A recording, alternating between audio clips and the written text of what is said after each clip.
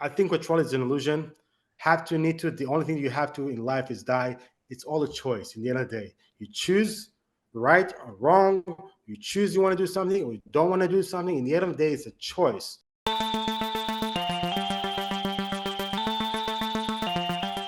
Hello, my friend, and welcome to Something for Everybody. My name is Aaron Mashbitz. Zaki, welcome to the show. Thank you very much for having me. Pleasure to be here. Absolutely. I'm excited to connect and chat and learn more about you and all of that really good stuff. But before we dive too far into all of that, I have a very simple but important question to ask you, and that is, how are you doing? Like, actually, really, how are you doing? I'm doing great. Compared to what I was 4 years ago, I'm in the best shape of my life, to be honest. I found my direction in life. I found my passion. I found my love. So this is getting easier every day. And it's still, diversity is not going to stop. It's going to be here every day. It just the idea of how you're going to handle diversity today compared to what it was before, which I was basically struggling with all kind of things, with drug abuse. I had struggled with trauma from the past, if it's the reality that was built by my parents or things that I added in along the way. But in the end of the day, I was able to find my peace and able to be where I am today. Hmm. Yeah, that's a good outlook, especially, we're recording this at the beginning of the year, and people will be hearing this or watching this in January. And so maybe they're thinking about they want to take a new direction in their life. Do you have any targets or goals for your 2024? So yeah, first of all, to be known, to be inspired people, to people to speak up and be clear about my message. In the end of the day, I want to be authentic. I want to be real. And real can be and honest can be something that people are going to be, thrown back in a way, but it is true. Life for me, and I'm pretty sure for a lot of people, is not easy, right? There is a lot of, like I said, diversity struggles. And 4 years ago, I was dealing with one of my, I guess, one of my worst, I can say, which I lost my partnership, I lost my girlfriend, and most importantly, I lost myself. So, people that don't have some sort of a drive or want to be successful, it's sometimes very difficult to, from that point, to go back and restart all over again. So, yeah, uh, like I said, I'm very happy where I'm with it today, and I'm hoping to excel more. I'm hoping to uh, release my third book. Um, Maybe able to achieve more goals in my company. The structure is already there. Just have more clients or ability to create more jobs opportunity for myself or others. And my dad's script. My dad passed away actually 2 days ago. Was It's 2 years for his passing away, and he left me with a script that I now translated and trying to figure out how to bring it to life in order to honor him. So yeah, a lot is going to happen in 2024, hopefully. Wow. Tell me more about that script. That's very, very interesting. What language was it So written in, and what's sort of what's it about? so the script was reading in Hebrew, was written in Hebrew, and that's the thing about my dad. Because of the reality that my mom and dad built for themselves, it was hard for him to see the talent, the gift that we all have. His talent was writing, to be honest. And if he had the ability to push himself towards this talent, he might be able to in a different, life. Instead, he wasn't able to achieve it. The circle of people that was around him were not giving him or pushing him to that kind of belief that he can actually be someone. And it's sometimes tough. That's why, for me, I think in order to step out of this place that you are or still is, is you should separate yourself from those who are not helping you grow. So if it's a family, friends, being alone is one of the biggest tool in order to achieve whatever you want in life. When I basically, when I was lost, when I couldn't find my passion or mission in life, um, I was scared to be alone. I was driving towards relationship. I was driving towards to be around friends. I was driving to be for work. But as soon as I actually stepped out of it, and as soon as I stepped out of my being alone, I was able to actually think everything and analyze things and choose to be alone in the end of the day and be happy being alone and start dating myself, to be honest, giving myself, loving myself, appreciating myself. So yeah. So my dad wasn't able to do those kind of things because he didn't have time to do this. He didn't have time to analyze things. He just kept going and going and going till he found his work, which he kept for 20 years. But until that day, it was just, again, lost like me. Yeah. That's a it's a powerful statement there. A lot is wrapped up in that. What you said is like a lot has to do with the people you surround yourself with. A lot has to do with how you grew up and how that affects you. Some of those things are totally out of your control.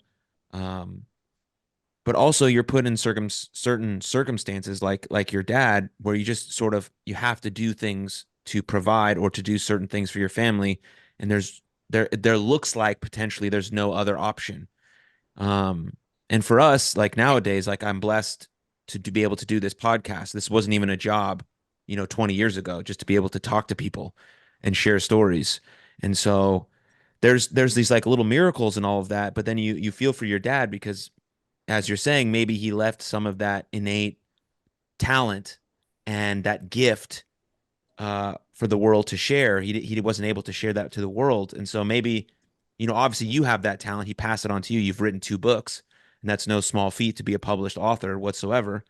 And so I think that's really cool to remember your dad in such a way and put his work out into the world so people can feel him and his story, and he can live on past his passing. So that's really quite cool. So let me tell you something. I just read an article from PwC. So basically analyze that kind of thing when you losing potential or finding potential. For example, 12% of the people, 10% of the kids able to inherit businesses, but only 3% of them able to maintain this business for generations. 17% of kids able to identify their gift when in young age, but only 8% of it actually ending up working in that particular, if it can be talent, it can be sports, can be anything. And then there is almost 60% of the kids that are in a lost and found stages. I call it lost and found stages. And it's very difficult when your mom and dad is can find the potential in themselves for them to actually recognize the potential that the kids had and push them towards the right direction. Instead, they are all driving from ego or, like you said, putting food on the table or just paying the rent. And this kind of way that they've been handling their life is basically giving to their kids, or I forgot the word that you said, inherit. The kids Mm. inherit the same habits and getting lost in the process themselves until they've been, life just knocked them down on the floor, and then they have to figure it out, right? And sometimes those figure it out to just get back to finding another job and continue life, but it's not the right um, way to do things.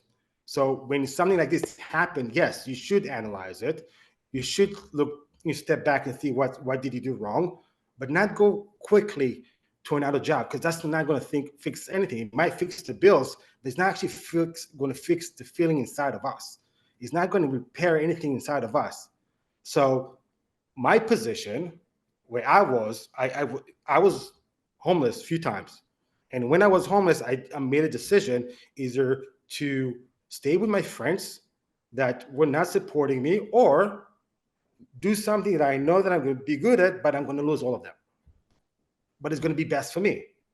So we all going to be facing those decisions in life. For me, it was between me and friends, but it can be families, it can be girlfriends, it can be any kind of things in life. You have to make a decision. No, I don't like to use the word have to, but you need to make a decision. You need to choose a decision that's good for you in order to be able to give back to the people or wherever, to your family, anybody that you feel that you need to give in the end of the day. Yeah, I mean, you're choosing either way, right? Not making a decision is still making a decision. And I think that's what Yeah. where people sort of get caught up. If I don't decide to, bet on myself or go after this thing that I know is intrinsic to me or this thing that I really want, not choosing that is still a decision. And I think a really good exercise for people to sort of process potentially where their life could be is sit down and close your eyes and think about where your life is in 10 years, right? If you're mildly unhappy right now, and that's okay, right? But in 10 years, you will not be mildly unhappy. You will be extraordinarily unhappy. And so if you make the other decision, which is to go after this thing that's really scary and frightening, yeah, you might fall flat on your face a bunch of times, like we all have, but the 10-year path could be the most rewarding experience of your whole life. And say it doesn't work out the way you wanted it to, that you trying and giving that effort is still much more rewarding than this 10-year path of feeling regretful and resentful, especially towards the people in your life. Because say you have a partner or friends like you're talking about who are with you throughout this 10-year period, you're going to inherently hate them even more because for some reason you think that it was them holding you back when really it was your own choices and decisions that you make or your inaction potentially. And so I think that's a powerful thought exercise to go through is envision your life. It doesn't have to be 10 years. It could even be just at the end of 2024. Like, where do you see yourself in 12 months? Where do you want to be? What steps have you made? What things are in your control that you can potentially do that might change the trajectory of your life? Because, your direction, I think, is much more important than your speed, like you're talking about, right? Over time, your direction is more powerful than how fast and how quickly you get things done. And, that just, all what you said made me think of all that. So thanks. Yeah, sure. So change is inevitable, right? Even if you do nothing, if you don't work, do nothing, change, and you're going to grow. Your body going to grow. Your mind going to, if you watching TV, your mind going to change because of the TV, because of whatever they program you to think. So why not change for good? Why not change something that can you benefit instead of not benefit or be feel miserable? With that being said, I don't believe in making plans like 5 years, 10 years. I actually believe in small steps. So the idea of if you put somebody that in a situation that is now looking for answers and you tell them you need to figure it out 5 years from now, or you need to figure out 10 years from now, it will be scared. Again, they're going to not want to face fear because in the end of the day, we why are we getting lost is because we don't want to face ourselves. Why are we getting lost? Because we don't want to face fears.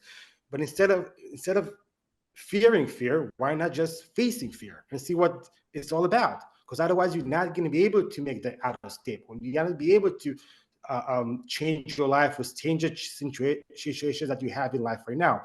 So, small step for bigger change. That's how I was able to get out of my situation. If it was just meditation, I know people having problem doing meditation during the day, doing sleep meditation. Sleep meditation is amazing tool to have and do when you don't have the time to meditate during the day, or you have your parents, you have work, you sleep meditation. You don't need to do anything. You just need to create a playlist that works for you, and the mind will program itself, and you're going to feel much better the next day. It might not be uh, uh, uh, actually next day might be a week from now or 2 weeks from now or 21 days like they all say, but this is an easy tool to start creating a change and a positive change, because in the end of the day we want to change the subconscious will now program to hold habits into a new habits. In order to do that, we need to reprogram our subcontractor. You need to use our conscious mind in order to do those kind of things. But all this is all good and fine. It's all a matter of what is success mean to you. Where do you want to be in your life, to be honest? For example, Aaron, when you decided to do the podcast, what was successful mean to you? Oh, that's a loaded question because um, I started the podcast when I was a professional wrestler Hmm. as a joke. So uh, I was playing like a villain in professional wrestling. And Yeah. so basically, I started the podcast under my wrestling name. It was called Jackson Talks, everybody. And for example, if I were to bring you on the show, I would bring you on and I would only ask you questions about me. So I would say, "Hey, Zachy, what's your favorite Jackson Stone moment?" And the whole podcast would be you answering questions about your favorite moments about me. So that was like a satire. It Okay. was like a joke podcast. That's why I originally started it because I wanted to put out more content for my professional wrestling character. And then things in my life changed. I went through a lot of adversity and pain, just like you were talking about. And I switched. I wanted to talk about more personal development and more mental health and things of that nature. And I rebranded the podcast, and I'm no longer a professional wrestler, and all those things that have happened, over the last couple years. And so, success now for the podcast, one is my main goal was to be consistent. Like that was like I didn't care if anyone listened, but I wanted to be consistent with my conversations, and I wanted to be consistent with having guests on and just like putting out episodes that meant something to me. Because basically, I use this podcast as a way to learn for free. Like bring on Yeah. people like you who've written books and doctors, and like, okay, share me your insights so that I can go and use them in my life, and then hopefully the people that are listening also take those insights. So that was like number one, be consistent. Um, and number two, like my definition of success has always been giving my best effort. And so I learned that in baseball. Like there's not a lot of things that I can control on the baseball field, but I can control giving my best effort. And so that's how I view success in this podcast. Did I do everything to prepare? Did I do everything to be in the right state of mind before we got on this episode? Did I do deep breathing exercises? Did I sleep well? Did I have my proper nutrition? Did I research you enough? Like that's giving my best effort. Then when I get on the podcast, I'm very prepared and it's just all part of the routine. And so those two things were really, really important to me when I got going with this podcast. Now that more people are listening and all of that stuff, it still remains the same. I would have these conversations in front of no one because I had these conversations in front of no one for like the first 150 episodes. Now we're at Yeah. episode almost 220 and a few people listened, which is cool, but the goal remains the same. This show was based on, a lot of pain and a lot of curiosity, and that's still this underlying foundation of why, I want to have these conversations. So let's recap because the beginning was just something simple, right? Now it became something a little bit bigger, right? Mm-hmm. So for me, success in the beginning was just to be able to pay rent and to stay in the same building Mm. for X amount of years. That was because my trauma was based on my parents' trauma, where we basically find ourselves in the position that we were homeless. And I was finding myself later on with a position that I was homeless as well. I wanted to feel safe. I wanted to be secure. I wanted to be stable in a way. So that was me for me. That's the idea of success. But now, yeah, I'm shooting for the moon right now. I'm shooting wherever I can in order to help as much as I can people. So but the reason why it's changed is because you found your mission, you find your goal, you find the reason why, compared to people that are still stuck. And if you and for the way for you not to be stuck, and we're probably going to be very related to this, is you do know when you play a game, any game, basketball game, soccer game, baseball, you want to slow down the game because that's when you actually, all the players, you hear, the game slow down. I can see passes. I can see through things that other people cannot see.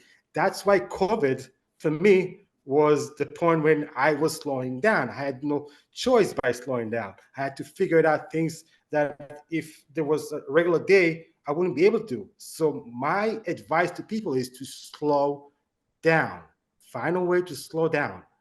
I don't know. I don't care how you do it, but find a way to slow down. Otherwise, if you keep running, you're probably going to fall. If you keep running, you're going to be out of breath. If you keep, it's going to, I can keep going with this example, but the idea is to slow down our life in order for us to be able to be aware or to start loving ourselves, to start accepting ourselves, accepting the past, forgive ourselves. All those things will not make sense to you until you slow down and look at the big picture in life. Yeah, that's a Beautiful way to put it, right? You have to slow down enough so you can be where your feet are, right? Yeah, And once you get in that present moment, you can start to see things a little more clear and with clarity, and you can start to address these painful emotions that you've potentially avoided, or address these, broken relationships, or the way you feel about yourself. Like, all of these things come in stages and come in steps, little, very little steps, as you mentioned earlier. But our culture, has told us for a long time to hustle and grind, and to go, go, go, which go, I don't go. agree. Which I don't agree. Right. So But what do you say to that? What do you say to someone who's like, what, but I was told I have to hustle, I have to grind all day, all night. oh, this is what I'm gonna say. If you hustle, then you most likely will not want to do it on a daily basis. But if you do it out of joy, Mm, because you love to, then you're gonna wake up happy every day, no matter what diversity you have in life. And hmm I have a lot of them. Even now, when things are going well, I'm still facing diversity. Everybody, also entrepreneurs or billionaires, all of them versus diversity. Elon Musk just keep getting shots all the time, but he, instead of being scared of it, instead of falling back, he's facing them and drive by them, not because, uh, uh, um, like you said, hustle, hustle, hustle, is because enjoying what he's doing. So whatever diversity comes in front of him, it's nothing. It's just another one of many, and that's it. Um, in the end of the day, look, success. We all born to be success, right? Either we successfully making the wrong choices or successfully making the right choices. And if you Yeah. make the right choices, and even those who make the right choices can make a mistake, but because the mindset that they have, they're able to get it as a lesson, not as a sit back. And this is the big difference between those who fail over and over again and expecting the same result.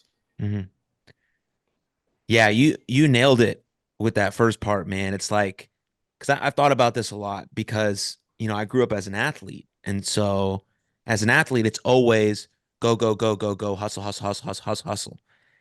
That was when I was younger. Now they've reframed this idea that rest and recovery are just as important as the hard work. And what you mentioned there that is extremely important is the joy part. The joy creates the sustainability and the durability. It's okay to work 12, 13-hour days. It is okay. Some days you have to. But if you if you intrinsically are finding joy in that work, because some days you've worked 12-hour days, so have I. People listening to this have worked 15-hour days. But it depends on the work you're doing and how motivated you feel by that work. And so I think that's important as well. Like, the competitive advantage for you to be successful is to have fun doing the thing that you're doing. That's why, Yeah, for podcasting, for example, most people don't get past 20 episodes, because by episode 19, they feel like they're going to be Joe Rogan. Joe Rogan's done like 3,000 podcast episodes, right? I just mentioned that I've almost done 220, right? I don't expect to be anywhere, but I'm having so much fun doing this that once I get to 1,000 episodes, I'll be like, okay, let's do 1,000 more. Like, and that's yeah, it, because that's the competitive advantage. And that part that you mentioned about joy and long term and sustainability, like that's the nugget, that's the juice right there. yeah, 100%. And also, I don't like this words that people use, have to, need to, control. I think control is an illusion. Have to, need to. The only thing you have to in life is die. It's all a choice. In the end of the day, you choose right or wrong. You choose you want to do something or you don't want to do something. In the end of the day, it's a choice. Um, and yeah, so if you take, for example, Adam and Eve story, and we talked about it before, people think about the idea of them, just eating from the apple, did a mistake, and then got to earth because of that, and not saying heaven. But the idea of the story is about choices. God gave him a choice. Is it choose to eat from the apple, which is going to be a mistake, or just not eat from the apple, which when you're going to stay in heaven, have the freedom life, which we don't have right now. Now we don't have any freedom. Freedom is, for me, it's a freedom of choice only. Our body is not for free. Wherever we are, it's not freedom. It's society now those days are so tough and challenging, and to feel like you're free, it's impossible. No matter what, even if you decide to walk on the street, it's a choice. It's a freedom of choice to walk in the street. Nothing free. Nothing is actually free or freedom in our life. Our body is not free. If it was free, we wouldn't need to nurture our body, right? Mm. Yeah. Yeah, it's not, I mean, it's like life is a game. Life is a game. And there are constraints to the game, right? Soccer has rules, right? You can't shoot the ball or pass the ball outside the lines. There's a goalie, there's things like that, which make the game more fun. If the soccer game was just, 11 on 11, just running around and they could go anywhere they want to do anything, people would stop watching because it's like, that's sort of, I don't understand. That's weird. It makes no sense to me. And so Yeah. life is freedom, but there are constraints. And the way you deal with those constraints to live your best life is to make the most adequate choices you can that most in line with who you want to be. And maybe you don't believe in free will or whatever the case may be is, but that's sort of a different subject. No, but For if you go on the freedom of speech, right? If I say something today today, this modern time, if you say something today, most of us will try to figure out how it's not going to affect anybody else, and how it's going to be sound that you're not going to get any backlashes. And if you say something that is going to backlash on you, which is you free to say, it's not going to become freedom. Because if somebody doesn't agree with what you said and start, cursing you or whatever it is, it's just, it just past the idea of freedom, because there's no freedom of speech. Why are you responding to whatever I say if it's free? If I'm allowed to express myself, right? right, And correct me if I'm wrong. So again, I feel like the only freedom we have is the freedom of choice. The idea of being needing is the difference between life and existence. When you just exist here in this world, you're going to drive from the idea of need. I need a car. I need a rent. I need an apartment.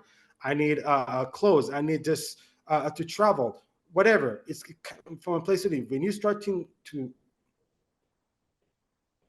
find your goals, your mission, you actually coming from a place of life, from a passion. When you have a passion or love to something, then the need will shrink. I realize that I don't need much. I'm making more, but I don't need much at all. It's because I have this drive. It's because I know where I want to be. From even for tomorrow, I know when I want to be in the end this week. I know exactly what I want for myself. But that's because I found my goals. I found my passion. I found my existence. Why I'm here.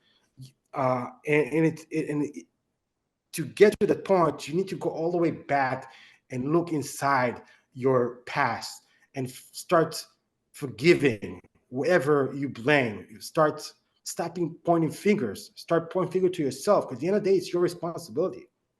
If you're still stuck on the past, it's on you. It's nothing to do with your mom, dad, friends, girlfriend, ex-girlfriend, ex-boyfriend. Doesn't matter, because it's in the past. Whatever happened an hour ago with me, that's it. If I want to be stuck on whatever happened an hour ago, which nothing happened, but I'm just saying if something did, it's on me. Nobody else. It's my fault. It's my responsibility to get out of it. Nobody else going to help me. That's why the idea of start loving yourself, start accepting yourself, looking yourself in the mirror instead of looking in the window. Those are things that are the starting keys to a better life. And I think when you talk about athletes, when they have this drive of being the best there is because they have the fun. They are willing to sacrifice, and part of our life is sacrificing things in order to love ourselves and accepting ourselves, or um, forgiving ourselves. We need to sacrifice things. If it's time with friends, if it's time with family, if it's time whatever, just to focus on us in order to be better, in order to feel better. Because if you feel better, then you can project or attract whatever you want. If you love yourself, you're going to attract love. If you believe in yourself, people are going to believe in you. If you um, I know. Value yourself, people will value you, and and the list can go on and on and on. But it's all you in front of you, nobody else. Yeah. I mean, life is a mirror, is what basically what you're saying, right? Mhm. So the way I judge you potentially is actually how I judge myself. And why I'm so harsh to others potentially is because I'm not living up to where I see I could be living up to. And I see, my unactualized self in front of me, but you are doing the thing that you want to be doing, right? That's you talked about friends earlier. That's sort of what happens when a friend group is holding you back. They're not actually grabbing you and holding you back, but that's what they're doing metaphorically because they don't want you to surpass where they think their life is at. And those are hard decisions. Like you had to make that decision to, go out on your own for a little bit and create a new community that did see the best in you rather than being held back by someone or something else.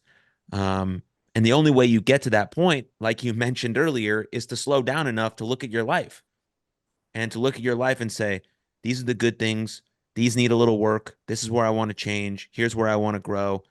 But if I'm always on the move and don't have enough time to even take a breath or, take a poop, right? Yeah. Then I'm not going to be able to have those realizations. And then there's also the point where I actually don't even want to slow down because what I could look at is so fucking scary and I've avoided it for so long that I don't even know what's behind that curtain.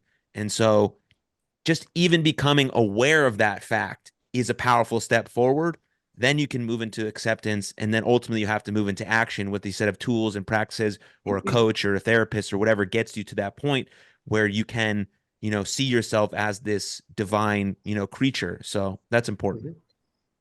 Yeah. So I know a lot of us, or at least it's me in my life, I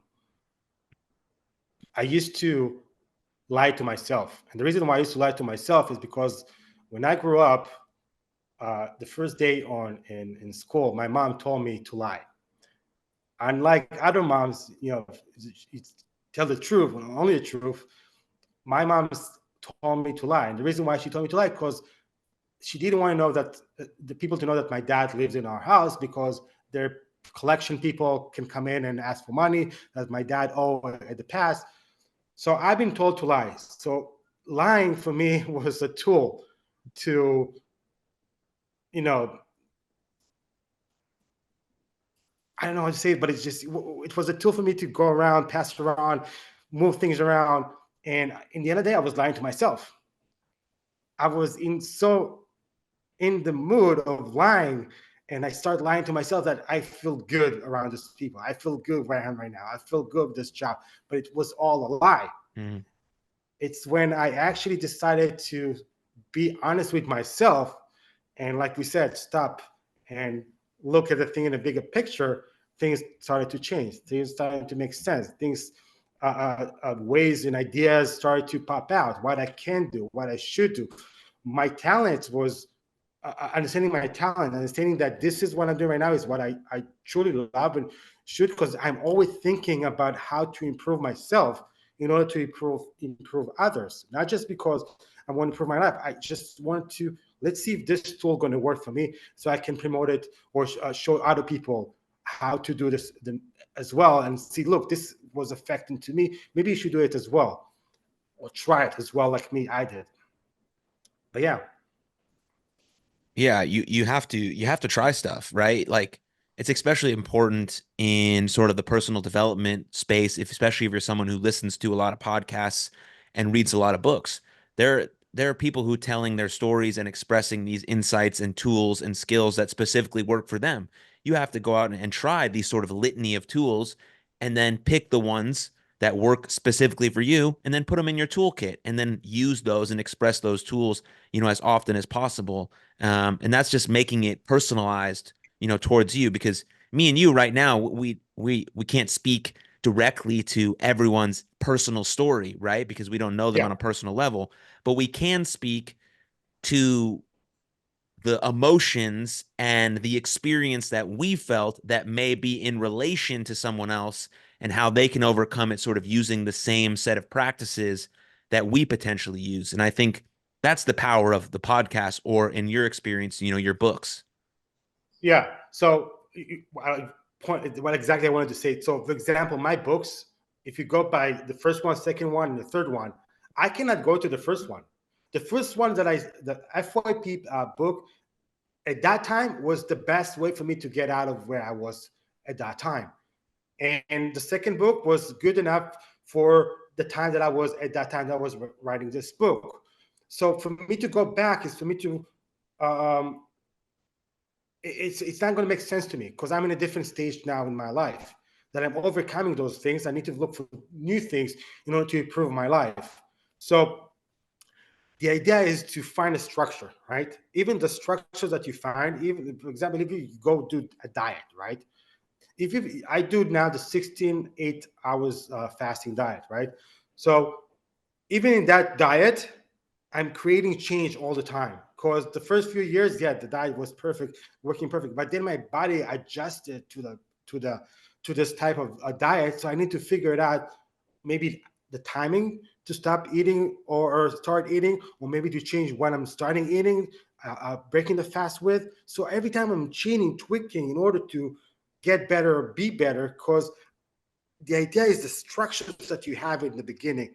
And from that day, you can renovate, change, or redirect things in order to improve your company, improve your life, improve your relationship, whatever it is. You need to figure out the structure. Yeah, I mean, you're alluding to something, which is that you just have to get started, right? Like you have to get going, and then along the way you start to make those adjustments, because nobody has it all figured out. Nothing is ever perfect when you start. There's never going to be the right time. There is only right now. And so if you just get going, as you're saying, then you pivot and you adjust and you tweak and you improve along the way. And I think that's also important. Yeah, but the thing is, what I was trying to say is when you decided to want to create a change and choose to create a change, you want to figure it out. What kind of structure? What does a change mean to you? What exactly do you want now that can make you feel better? And I'm not talking about money. I'm talking about just entirely feeling in your mind, because if you change your mind, you change your life. And this is a structure you need to focus on, is your mind.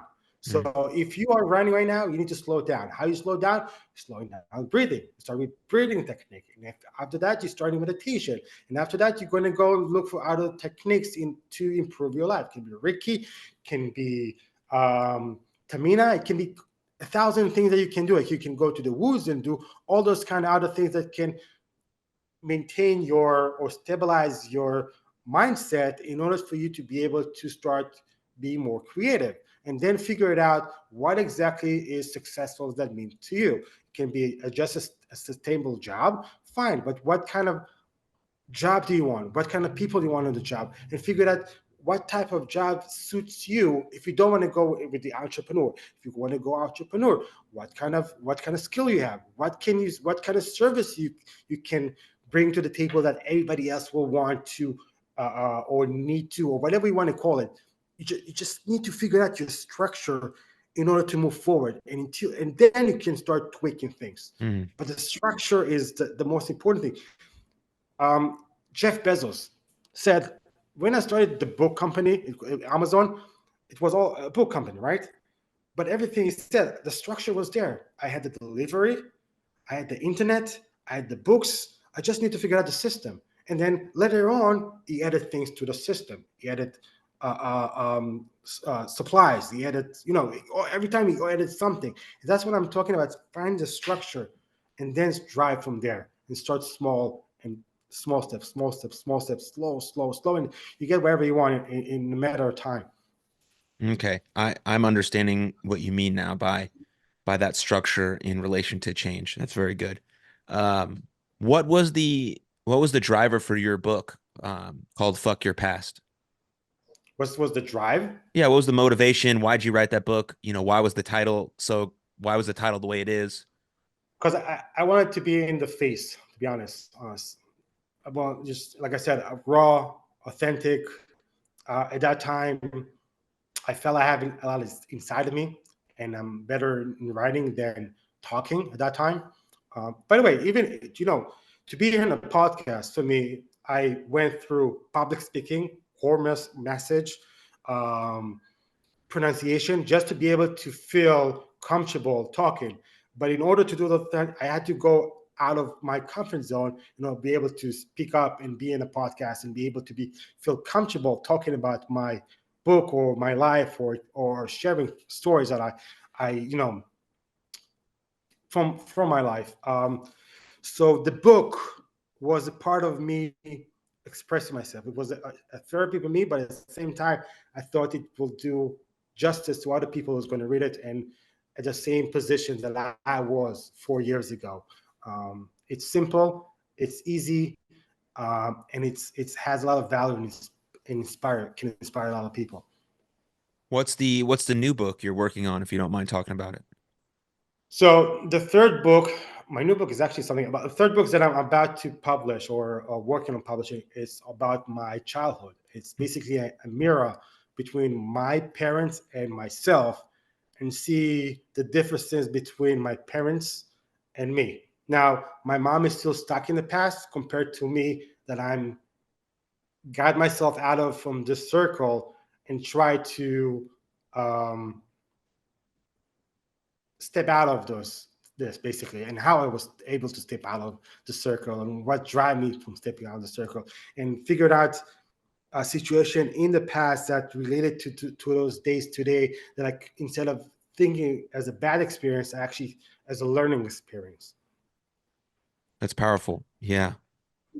Yeah, that the name going to be the tree of life, because I don't know if you had it in school when you create a tree and then you put your mom and dad, and then they ask you to do those, roots where your mom parents, your dad parents, and goes all the way down. So Hmm. this is basically what you should do or choose to do, is to go all the way down to your parents to see why they struggle in their life, because then you can realize why are you struggling, why those decisions, and why they basically made the decision, so you can find a similarity of your decision today. And it goes also to their parents, grandparents, and how their life was. So there is a pattern between all of us, and I just stepped out of from that pattern to create this life that I have today. Yeah, trying to get to the root of the tree, Mhm. so that you can fully understand who you are, where you came from, and how you can overcome those challenges. Well, I'm excited for that book, man. That sounds awesome. Thank you very much. Appreciate it. Um, was religion a big part of your life growing up? Mm, yes and no. Yes and no. So my side of the family is not religious, but there was another side of the family that I was, and because of the situation that I had to deal with in my life, and because of my parents, and then I spent a lot of time with my religious side. So in one way, I am spiritual, but the other way, I have still questions, things. So I'm in between. Um, yeah. So I believe there is something there. I Mm. will call it a God because I've been taught to call it a God, but you can call it any name you want. There is a energy that we all drive and we all believe and we all have faith. But in the end of the day, this energy is inside of us. There's a saying in the Jewish that we all have this candle inside of us, and until we find how to light this candle, we'll not be able to light our life or the gift that we have. And I believe that because if you ask a religious person where is God, he will say everywhere. God is all over the place, right? It's some will say molecular, some will say whatever it is. It just my question always about God is when things are bad, where are you? Mm. But then you take when you realize that it's your responsibility, then you understand it's inside yourself. Right. So it's always the question back and forth with this question, and that's where I'm where I'm right now when I'm on my fourth book that I'm writing right now. It's about relationship with yourself. in order to be actually in a relationship with friends or girlfriend or boyfriend or whatever it is you decide to be. And I have those questions that, about life, about God, about about is religious being a tool to use against us in order to separate us. Because Mm. if there is only one God, why we have Christian, Muslim, Jewish, it's just one God. Why we all believe in one thing?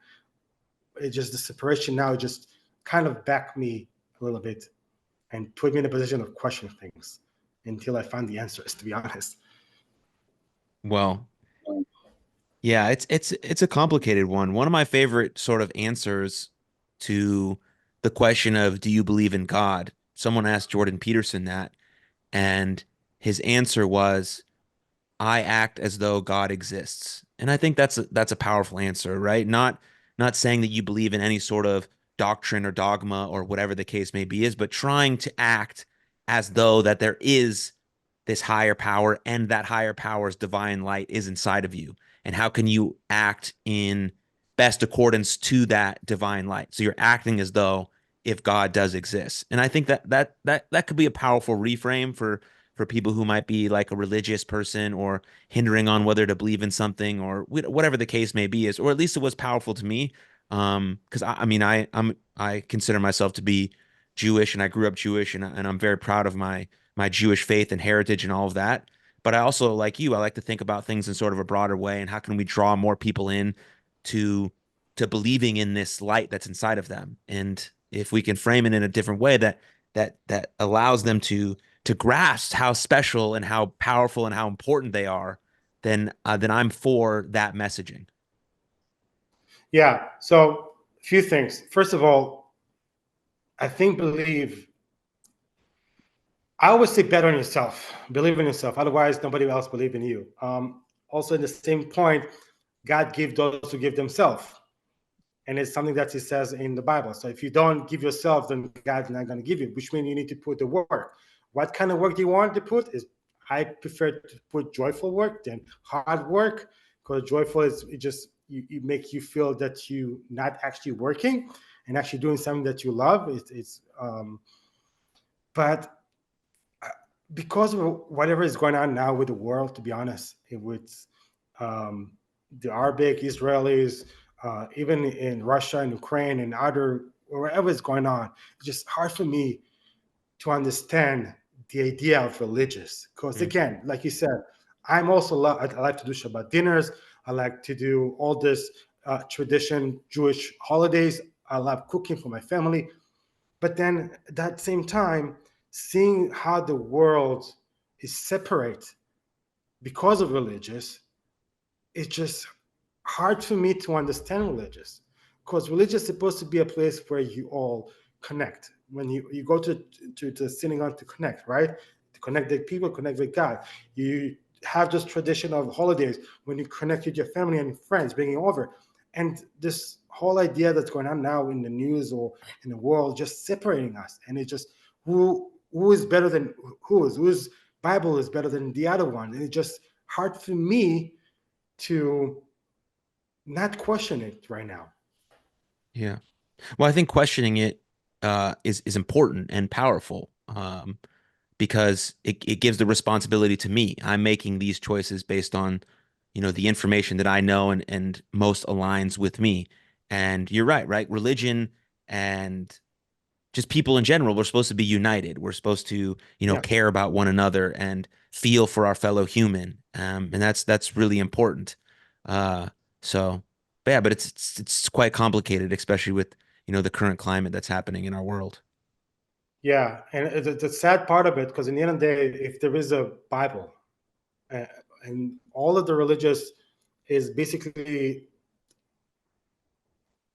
being input from one Bible, because it's the Bible, like for example, the Torah or the Christian Bible or the Islam Bible, whatever it is basically interpretation of the Jewish Bible, and just in a modern kind of way. So why separating us? Because it's in the end of the day, the same book, the same God. It's just frustrating me to see what's going on and how people being united, but in the wrong reason, Mm-hmm. not in a positive reason, not in a place when you want to accept everybody, or yeah, it's just tough right now, to be honest. Yeah. Well, thank you for joining me. Thanks for your time, your energy, your thoughts. I really appreciate it. Where should people go if they want more information about you or want to get your books? Go to my Instagram. Books are all online. You can get it on Amazon, Apple, Google Play, anywhere. Barnes and Nobles, anywhere. But on Instagram, you can find me on Instagram and see my posts and reels. And yeah, stay tuned. Everything is linked in the show notes, books, Instagram, and thank you for joining me. And we'll see you guys next time. Cheers. Cheers. Bye. Thank you. If you enjoyed that episode, please click here for another full-length episode of the podcast. And please don't forget to subscribe. But above all else, most importantly, please take good care of yourselves and others. And I'll see you next time. Lots of love. Cheers.